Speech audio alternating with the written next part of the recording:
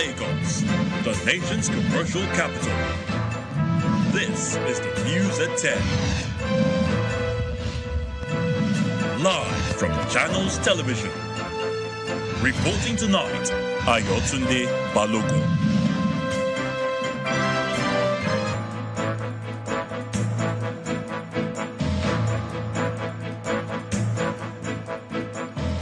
Hello and welcome. Tonight, the President orders swift action by security agencies to apprehend the culprits in yesterday's attack on Plateau communities, challenges governors on their shared responsibility to ensure peace in the country. Governor Caleb Mutfwang says death toll in Monday's attacks on Plateau communities has risen to over 100, calls for political will to end the onslaught by terrorists on Nigerians. And the Chief of Army Staff vows more military firepower in 2024 as the Nigerian Army expects delivery of additional helicopters and combat enablers in the new year. And on business news tonight, Central Bank special investigators summons chairman of Titan Trust Bank for questioning over alleged illegal acquisition of Union Bank of Nigeria. On sports news tonight, Nuno Espirito Santo clinches his first win in charge of Nottingham Forest as Chris Wood's hat-trick against his former club Newcastle inspired a 3-1 victory. And from Abuja, low-key Christmas celebration for internally displaced persons at the Durumi camp in the Federal Capital Territory as they lament impact of the economic situation on their livelihoods.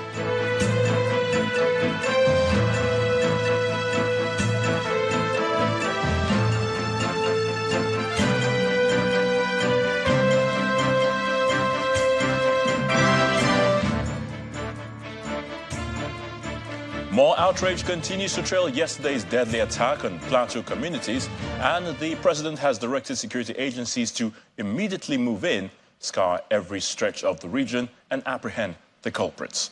In a statement, President Bola Tinubu condemned in strong terms the heinous and brutal attacks on the communities, which resulted in the loss of scores of lives. Later, at a meeting with the Vice President and members of the Nigeria Governors Forum at his residence in Lagos, the President reiterated his condemnation of the attack and said the federal and subnational governments of Nigeria have the mutual responsibility of ensuring the country's peace, development and stability. In the light of that, President Bola Tinubu acknowledged the presence of Governor Siminalayi Fubara of Rivers State at the meeting and commended him for his efforts in resolving the political crisis in Rivers State. My condolence goes to the Plateau State. We have to stop the panic. We have to take care of our people. Make life more simple. And educate our people for a change of mindset in the circumstances that we have. Nigeria belongs to all of us, and we have to take care of it. Your Excellency, the Governor of Rivers, I read your statement. I say thank you very much for that statesmanship broadcast and reliance on peace. It's only with peace that we can govern, and governance has started, in earnest. To some of you, I don't wear football cap for Nigeria unity, a broad sample that say bye-bye to ignorance and poverty and renew our hope.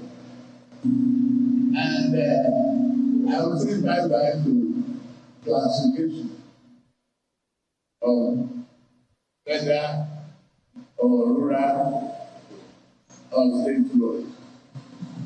Let's regard also as our individual responsibility. If I have to stay in Abuja alone, not easy. Let's look at our children. If school feeding will be back quickly, starting from local government to state government and the federal government.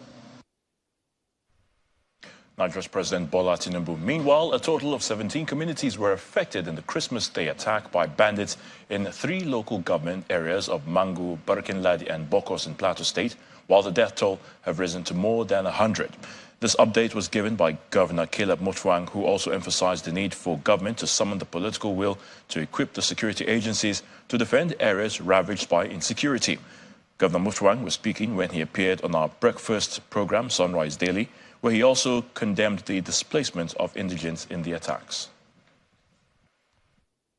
In Mangu local government alone, we buried at least 15 people so far.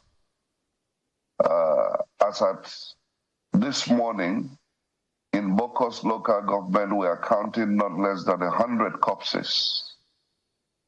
I'm here to take stock of that of Barkinladi. Most of the communities affected in Barkinladi share border with Bokos local government. And at the last count also, we have not less than 17 communities that were completely touched and brought down by these bandits and criminals.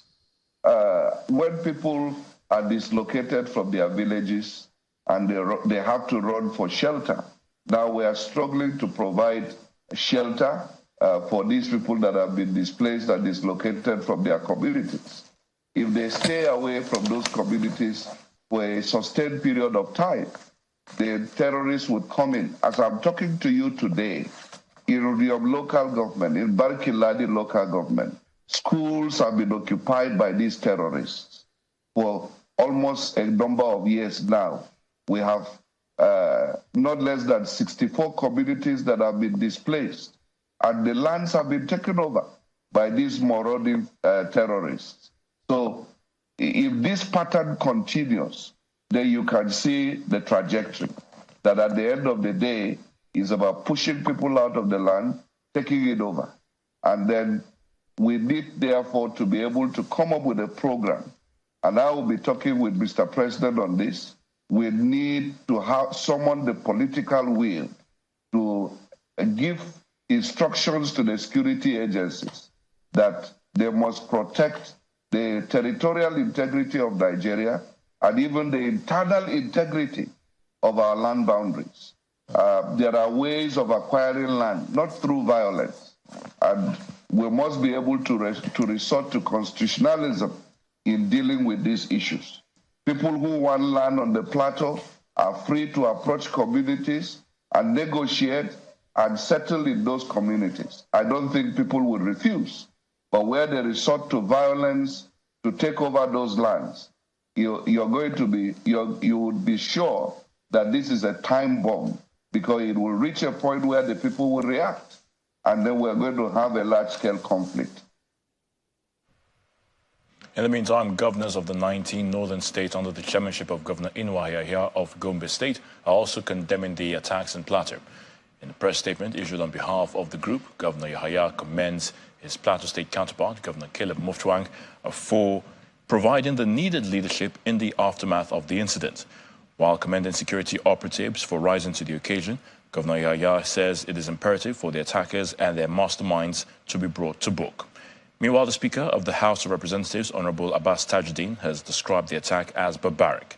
He challenges the security and intelligence agencies to forestall further loss of lives and go after the perpetrators of the dastardly act. More reactions to the Plateau attacks. This time, the Christian Association of Nigeria, CAN, has also condemned the incident. The president of CAN, Archbishop Daniel Oko, in a statement, notes that the assault on the community was a threat to the nation's harmony and shared values, adding that such acts have no place in society and must not be allowed to prevail. While commending the speedy efforts of security operatives restoring some sense of normalcy, Archbishop Oko appealed to them to fashion out proactive measures through intelligence to prevent a recurrence. He states further, quote, Our people deserve to live in peace, and it is high time we moved from reactive to preventive measures. Restating the organization's stance on the unity and strength of the nation, it praises the resilience of the people of Plateau State and called on all to shun all forms of violence and embrace the peace and unity that Nigeria so desperately needs. Despite the continued attacks on communities by terrorists, the Chief of Army Staff is assuring troops of more military firepower in 2024, as the Nigerian Army expects delivery of additional helicopters and combat enablers in the new year. Lieutenant General Tariq Lagbaja, who was represented during the visit to troops of Operation Safe Haven in Mangu of Plateau State, also enjoined the troops to remain committed to their assignment. It was another opportunity for the Chief of Army Staff to express his gratitude to troops who have been holding forth in different operations here in Plateau State. The Army Chief is represented by the Commander Corps Artillery, Major General Cyril Kange, who underscores the critical role of the troops to national security.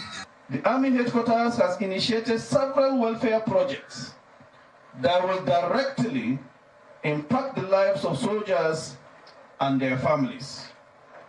Your well-being is of utmost importance, and we shall continue to work tirelessly to provide you with the necessary resources and support to carry out your duties effectively. In his remarks, the General Officer commanding 3 Division and Commander Operation Safe Haven highlight some of the achievements so far recorded by troops. Our troops were successful in neutralizing several unrepentant bandits, dismantling local weapon manufacturing factories, and apprehending those involved in isolated killings, farm destruction, cattle rustling, night grazing, underage grazing, as well as cow poisoning, amongst other criminalities. Also in attendance here is the Governor of Plateau State, who expresses his commitment to collaborating and complementing security agencies' efforts towards securing the state. Be rest assured of my support and that of the good people of Plateau State. Your efforts towards restoring total peace to Plateau State in particular and Nigeria in general. On this note, I'd like to particularly appreciate the troops of Operation Safe Haven. We appreciate your dedication. We appreciate your commitment. We appreciate your sacrifice. The Chief of Army Staff, who was represented by Major General Mohammed Sani, Armored Commander Abuja, also had lunch with troops stationed in Yobe State. Besides the promise to take delivery of its helicopters and other combat enablements in 2024 to boost their operations, he also revealed that the Army would continue to boost the physical, moral and conceptual components of fighting power towards becoming a more efficient force. In the coming year, the Nigerian Army expects to take delivery of its helicopters and other combat enablers that will see a better security environment developed across the country. These luncheons with the troops will no doubt boost their morale, especially at this festive season when they ought to be spending their times with their families. Meanwhile, 12 persons are reported to have been killed by suspected terrorists in Kuriya village of Raba local government area of Sokoto State. According to a resident in the affected community, the incident happened on Sunday night following the invasion of the village by persons armed with sophisticated weapons.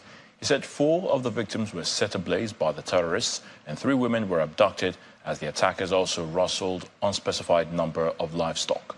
He also revealed that troops of the Joint Task Force Northwest Operation Hadarin Daji responded to a distress call from members of the community, mobilized and then confronted the terrorists, killing some of them in the process. The spokesman of the Sokoto State Police Command, ASP Ahmed Rufai, confirmed the attack, but noted that 7 persons were killed while several others sustained injuries in the attack. In part 2 after the break, the joy of Christmas continues at the Household of God Church International Ministries in Lagos as members celebrate God's goodness for the year 2023. Please join us again.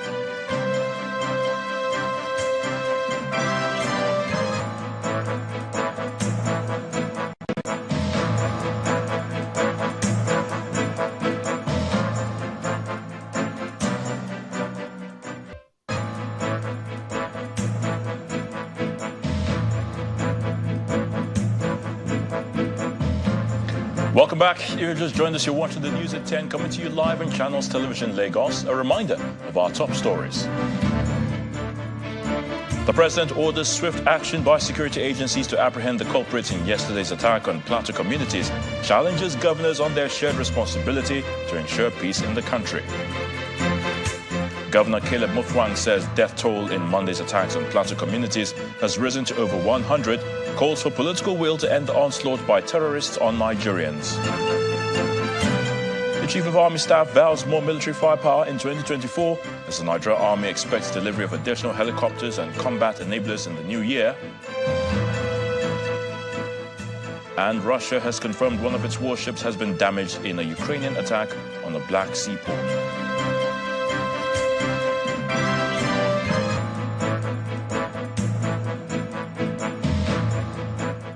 Let's move away from security matters to some more cheery news as the Christmas festivities continue, and for Christian faithful at the Household of God Church International Ministries in Oregun, Lagos.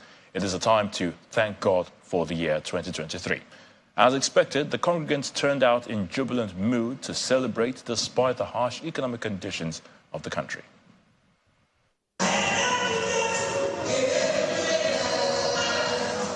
As Christian faithfuls in Nigeria join their counterparts around the world to mark the birth of Jesus Christ, congregants here at the Household of God Church in Oregun, Lagos, gathered also to sing and dance in celebration of the season and give thanks to God.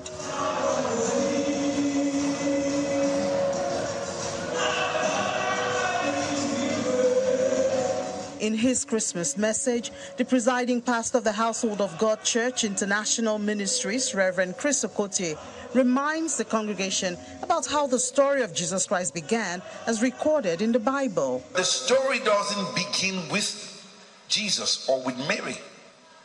No. But the good news is that the story begins in the temple. Are you still here? It begins in a place where God is Lord, or Jesus is Lord. For him, the season ushers in hope and demonstrates God's grace for those who believe. Your prayers have been heard, and a message will come to you just like it is coming to you from this pulpit. I am the angel of the Household of God, and I bring you a message of hope. I bring you a message from Almighty God to let you know that your prayers are answered, and that this Christmas something very spectacular is already beginning to happen.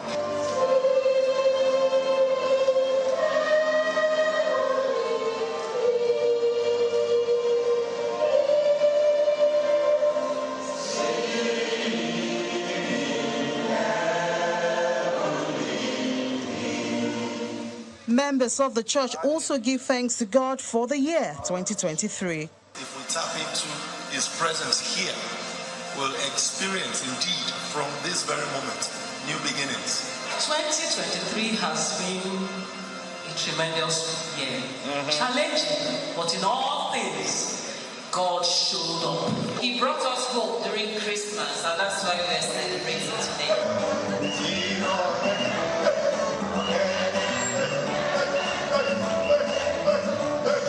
Low-key celebrations may have trailed this year's Christmas festivities in some parts of the world, but for members of the Household of God Church International Ministries, God has been faithful, and with an inspiring message of hope, they look forward to a better 2024.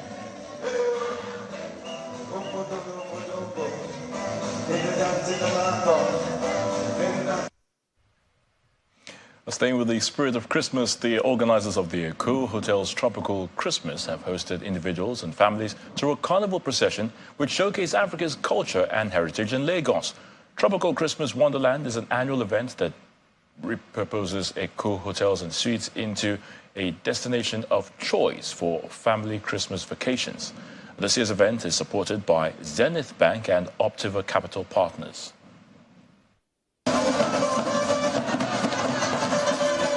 The Christmas Carnival procession begins on the premises of Eko Hotels and Suites.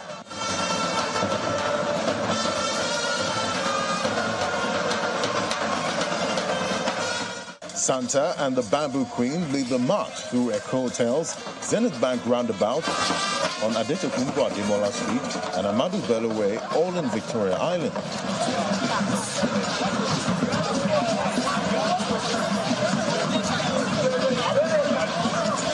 It's a spectacle of African culture, beauty, color, and elegance. What you're witnessing here is arguably the biggest Christmas carnival procession in all of West Africa. The procession ends at the Hakuna Matata theme park in the Lagos Atlantic City, where guests are entertained by different dance performances.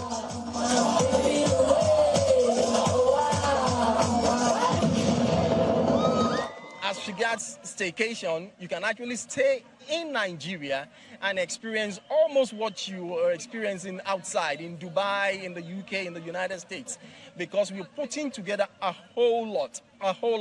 If I begin to reel out all the experiences and the activities we have in this particular tropical Christmas wonderland, it will wow you.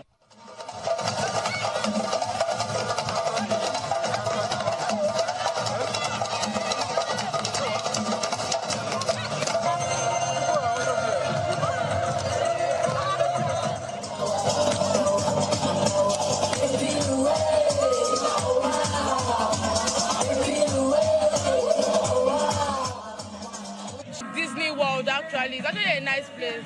It's worth it, to be very honest. It really feels like Hollywood. The Christmas Carnival procession is arguably one of the events Christmas holiday goers always look forward to.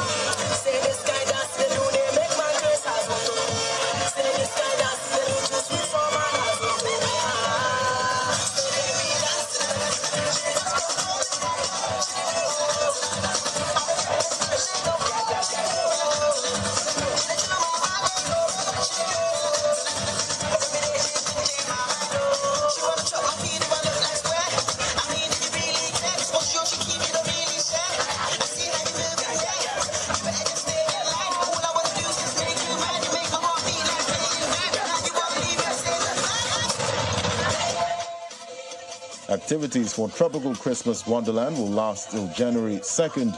Eco Hotels and its partners promise to deliver an unparalleled holiday experience that transcends borders, epitomizing the spirit of Christmas. All right, now let's head to the nation's capital, and Markwe Ogun Yusuf is standing by to give us the very latest from our Abuja studios. Great to see you again, Markwe, and happy Boxing Day. Indeed, I hope you got lots of gifts, Ayo. Well, while some were having fun in Lagos, internally displaced persons camping in the Durumi area of the Federal Capital Territory are lamenting the impact of the economic situation in the country on their livelihoods. They say, unlike in previous years, this year's Christmas was celebrated without much to eat and drink. Our correspondent, Emperor Simon, reports. This is what a day after Christmas looks like at the internally displaced persons camp located in Durumi area of the Federal Capital Territory. Over 3,000 people live here, mostly those displaced by the insurgency in Borno State since 2011. But many of the men and women have gone about their daily businesses. Unlike in previous Christmas celebrations, this year, not many gifts have so far been donated to the camp, and Christmas food appears to be scarce. The story is unpalatable to tell. It's not a nice story because we're a human being in the 21st century cannot access shelter and then cannot access food. Then medical care is denied him. You know, as you can understand what I'm saying. Most of us here, there are some plenty children who they don't have parents here. But because of the assistance we are getting aside, it will make them to feel happy as the other people.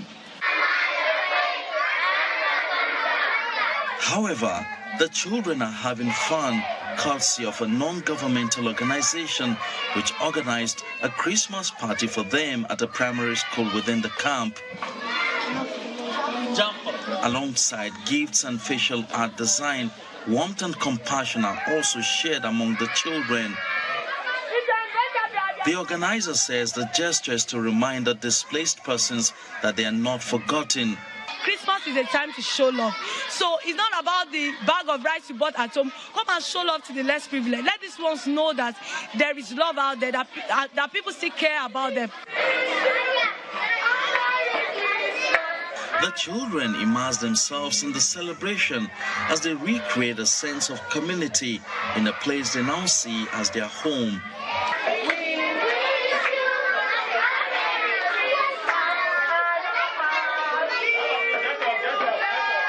Despite being displaced from their homes, the children in this camp have found solace in the festivities, reminding us that even in challenging moments, the Christmas spirit can flourish.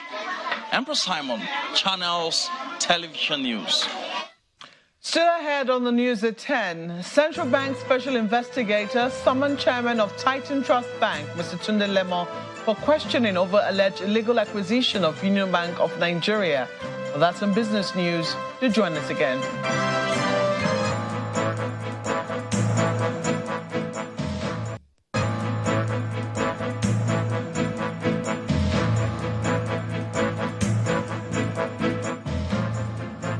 Welcome back. More stories now. The president of the 9th Senate and senator representing Yobe North, Senator Ahmed Lawan, has flagged up what he tags a mega empowerment program for 6,766 beneficiaries at Gashua, the headquarters of his constituency. Yobe State Governor May Malabuni, who was a special guest of honor at the distribution of the items, commended the senator for impacting positively on the lives of many individuals. The senator also took time to inspect ongoing federal government projects initiated by his office, as well as the 2023 animal vaccinations in the Yobe North senatorial zone. Yobe State Governor May Malabuni and Senator Ahmed Lawan arrived at Gashua Township Stadium for the distribution of empowerment materials for 6,766 beneficiaries across the 6 local government areas of Yobe North. The items include vehicles, school buses, tractors, motorcycles and tricycles. Items aimed at empowering the constituents to make them self-reliant. The initiator is the former Senate President, Senator Ahmed Lawan, who's accompanied here by the state governor. We believe in what we believe, that it is better to teach a man how to fish than to give that man the fish itself. You make us proud, and I congratulate the people of Yobe State, particularly the people of this Zone C, who are indeed the beneficiaries.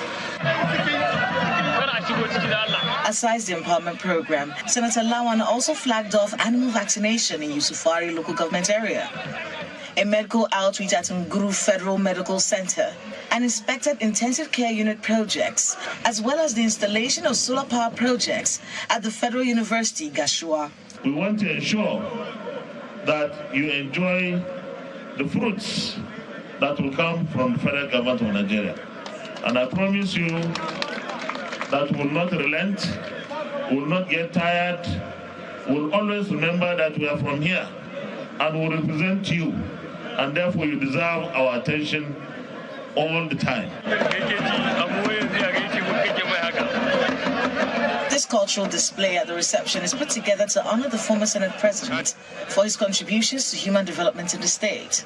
We are also here today to congratulate him for having successfully accomplished this giant political assignment, which many of his kind had started but could not successfully finish to the end of their tenure. Former Senate President has done a lot to the entire people of Zone C.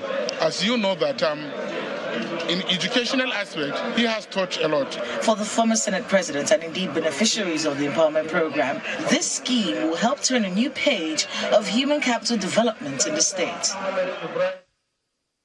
In Kogi State, Governor Yaya Bello has promised that he will continue to deliver the dividends of democracy to the people of the state till the last day of his administration.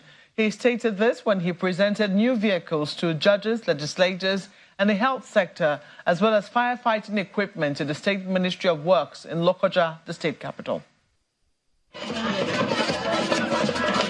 Governor Yahaya Bello, in company of the Kogi State Governor-elect, Mr. Usman Ododo, arrived at Muhammadu Buhari Square in Lokoja for the commissioning of the sports utility vehicles purchased by his government for distribution. Firefighting vans and ambulances are also to be distributed to the 21 local government areas in the state. The secretary to the state government sets the ball rolling. To maintain these vehicles, let them be properly maintained. Let us not use them as if, yes, it's government properties.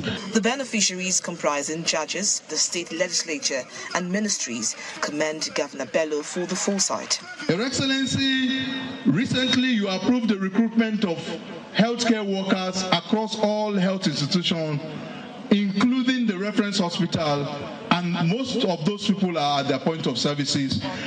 You did not stop there, Your Excellency. You approved, as one of the first states to do that, hazard allowance for healthcare professionals. Your focus on creating an environment that enables legislatures to perform their duties effectively has not only boosted morale, but also contributed to enhance productivity and more vibrant legislative body. So we are grateful to Your Excellency for your untiring effort and concern for the state judiciary. Let me put it on record here that I have no record that His Excellency has ever attempted to influence the decision of our court in this state.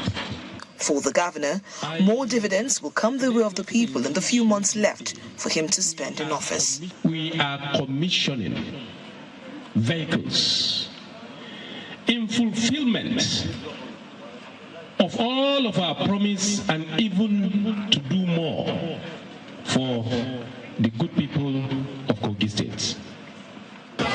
For our dear people, so help me God.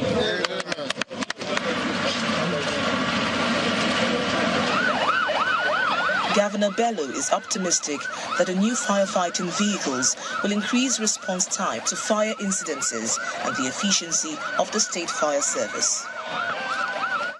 And to some company CSR now. In line with its vision of finding new ways to make dreams possible, Stanbic IBTC Pension Managers, a subsidiary of Stanbic IBTC Holdings and a member of Standard Bank Group, has rewarded 12 creative Nigerian youngsters winners of the Fuse Talent Hunt with 32 million naira. The talent hunt, which covered music, dance, fashion and technology, had winners go home with 5 million naira in each of the categories.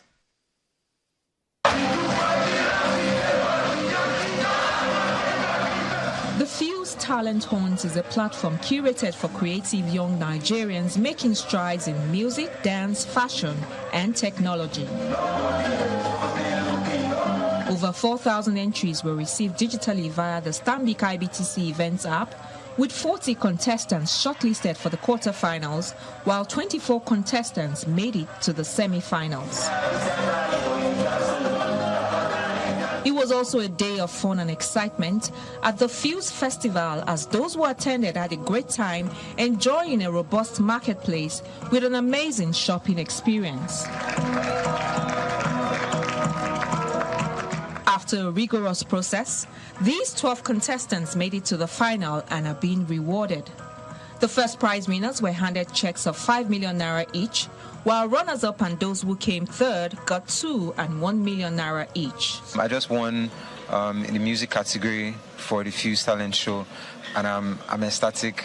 I may not look like it, but I don't really know how to jump, and I'm just really soaking it all in. More than anything, I'm just really grateful and humbled by the experience. It's been really such a learning experience for me. Stanbic IBTC Pension Managers, thank you so much, because you just did something game-changing, and for supporting this business, I promise you I'll make you proud.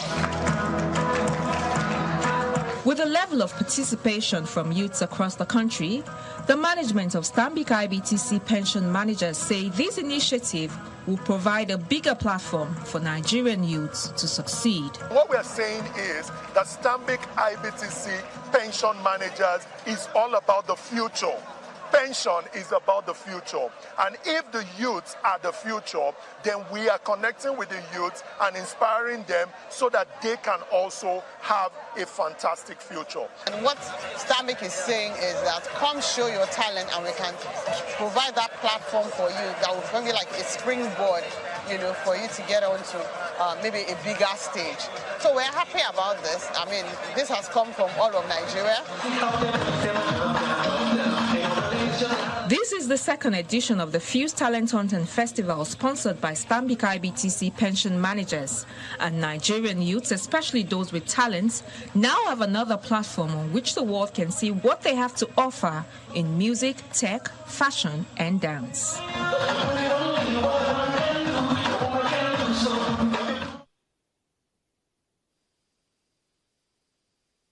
Well, that's all from our Abuja studios. It's now time to fuse with business news with Willie Bong.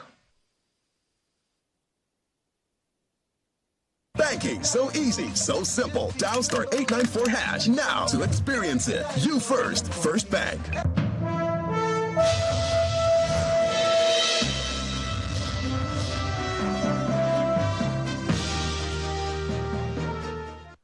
Thanks, Malkwe. Now, welcome to Business News. The Central Bank of Nigeria's special investigator, Jim Obaze, has summoned the chairman of Titan Trust Bank, TTB, Mr. Babatunde Lemo, for questioning over the New Generations Bank's acquisition of Nigeria's second oldest lender, Union Bank of Nigeria, PLC. According to media reports, Mr. Lemo, who is a former deputy governor of the CBN, is instructed to present himself at the Department of Force Intelligence in Abuja on Thursday, December the 28th. At the same time, the promoters of the bank, Mr. Cornelius Vink and Mr. Rahul Savara, were directed to join the TTB chairman in a meeting with a team of special investigators. Meanwhile, Titan Trust Bank on Saturday said it had issued a press release providing a detailed account of its alleged illegal acquisition process of Union Bank of Nigeria in order to clarify the situation. Now, the federal government has revealed the means by which it intends to derive the source of deficit funding in the country's 2024 appropriation bill. The Director General of the Budget Office, Mr. Ben Akabueze, who was a guest on our Business Morning program earlier today, highlighted where some of the proceeds for the financing is expected to be generated from. In terms of the subsidy, a little part of it is projected to come from privatization proceeds, just under 300 billion naira. So the privatization proceeds may come from domestic or foreign investors in the excuse me, in the enterprises that are going to be privatized. On the other side, which is debt, new borrowings, that's the big part of it.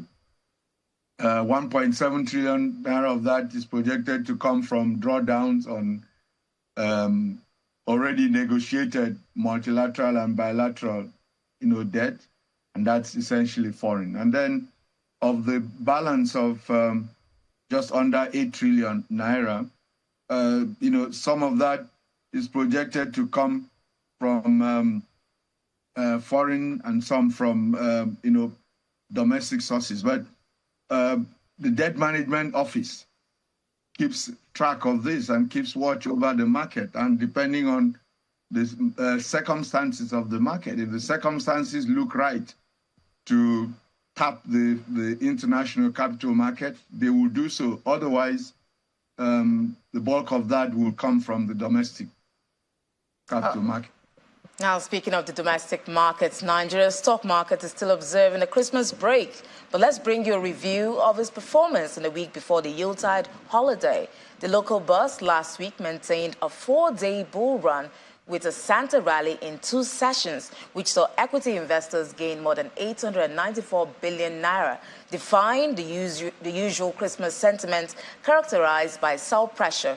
An analysis by our business research department shows that the NGX benchmark index, which opened the year at 51,251 points, has maintained a steady rise with a 2.26% week-to-date gain, month-to-date performance at 3.65%, and year-to-date return at 44.4%.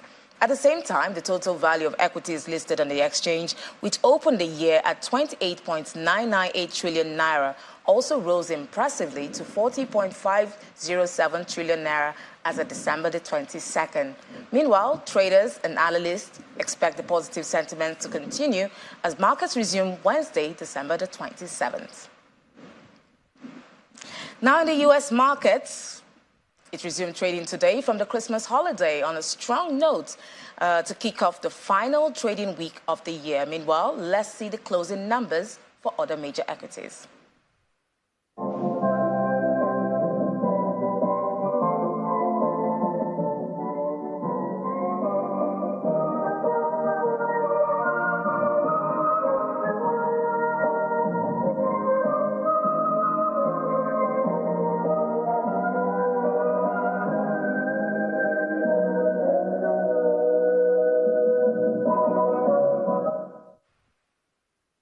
And that's it on Business News. It's back to Ayotunde for the rest of the news at 10. Banking so easy, so simple. Dial *894# now to experience it. You first, First Bank.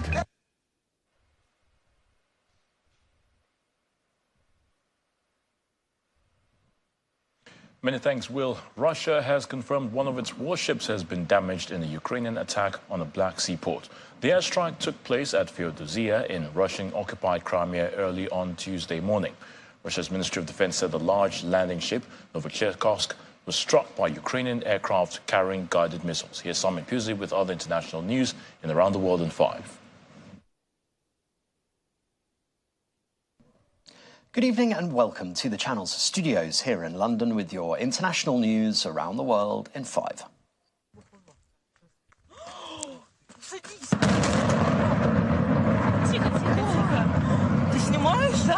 Russia has confirmed one of its warships has been damaged in a Ukrainian attack on a Black Sea port. Footage purportedly showing a huge explosion in the port was shared by Ukrainian Air Force Commander Lieutenant General Mykola Oleshchuk. The images have not been independently verified, but satellite imagery from the 24th of December shows a ship at port in Feodosia that appears to be the same length as the Novocherkassk, a landing ship designed to transport troops, weapons and cargo to shore. The airstrike took place at Feodosia in Russian-occupied Crimea early on Tuesday morning. Russia's Ministry of Defense said the large landing ship was struck by Ukrainian aircraft carrying guided missiles. The head of the Ukrainian Air Force said earlier its warplanes had destroyed the ship. One person was killed in the attack, according to the Russian-installed head of Crimea.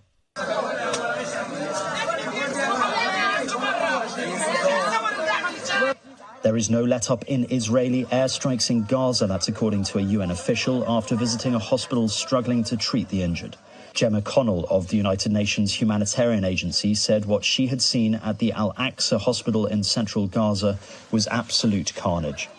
Many severely injured people could not be treated because the hospital was absolutely overloaded, she said. Israel's Prime Minister earlier vowed to intensify the fight against Hamas. It's almost impossible to walk. Critical cases, doctors and nurses absolutely scrambling, people crying out that they need blood for their son and daughter who are dying.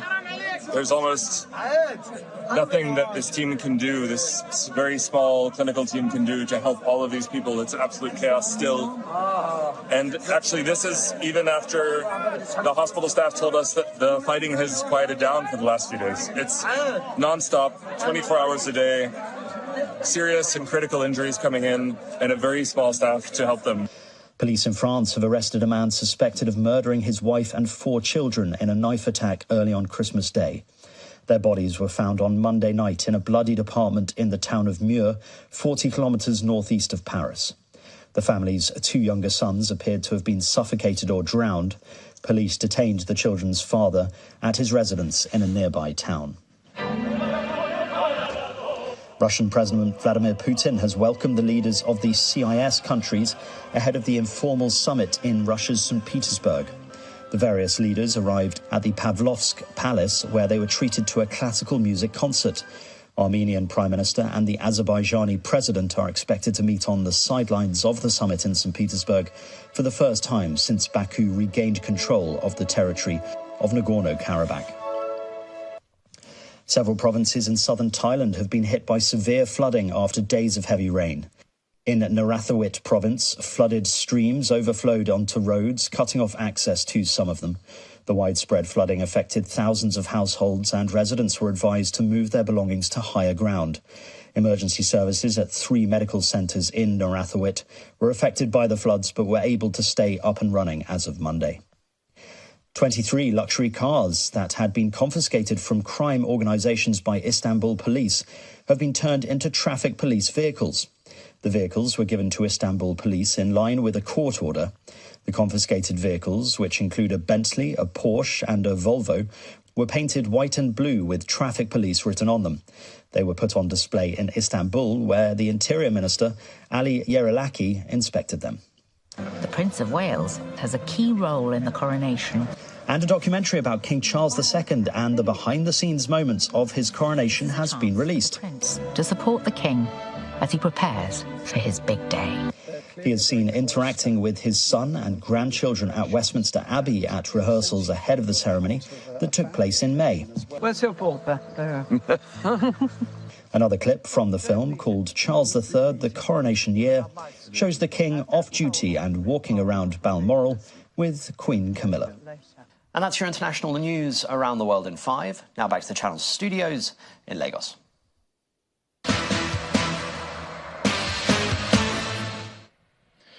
Many thanks indeed, Simon. In the world of sports, FIFA has moved the 2024 FIFA Under-20 Women's World Cup final qualifying round first leg match between Nigeria and Burundi from Bujumbura to Dar es Salaam in Tanzania as the World Football Governing Body deemed the pitch in that country unfit to host the game. Burundi will now host the Falconets at the Azam Stadium complex in Dar es Salaam. The Nigeria Football Federation has announced that all 25 players invited by the head coach, Christopher Danjuma, for the fixture are now to arrive in Abuja tomorrow for the training session, which commences on Thursday. The winner over the 2 legs will pick a ticket to the 2014 tournament in Colombia next year.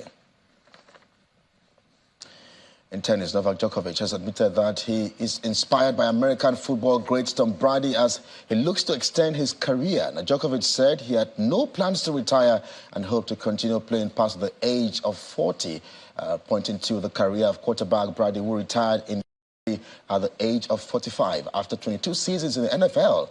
The 6-year-old Serbian will be looking to add to his record 24 Grand Slam titles at the Australian Open, which starts in Melbourne in January next year, having claimed 3 of the 4 major titles, as well as the ATP Finals trophy in 2023. And let's turn our attention now to the English Premier League as we have here on the table. We understand Nuno Espirito Santo has clinched his first win in charge of Nottingham Forest as Chris Wood's hat-trick against his former club Newcastle United inspired a 3-1 victory. Now, Wood left Newcastle to join Forest in a €15 million deal in June, but had to score only 4 times for his new club. Now, other games, of course, earlier tonight, informed striker Dominic Solanke scored again as Bournemouth extended their league, of course, 3-0 it ended, and we have other ones, Sheffield United and Luton 2-3. And, of course, we also understand that Manchester United have now also just gotten a victory away at Old Trafford. That's Sports News Tonight. I'm Kelly. It's back to Ayotunde. Many thanks, Kelly. And the main news again. The president today ordered swift action by security agencies to apprehend the culprits in yesterday's attack on Plateau communities. He challenged governors on their shared responsibility to ensure peace in the country. That's the news at 10 tonight. Many thanks for watching. I'm Ayo Tunde Balogun. You have a good one.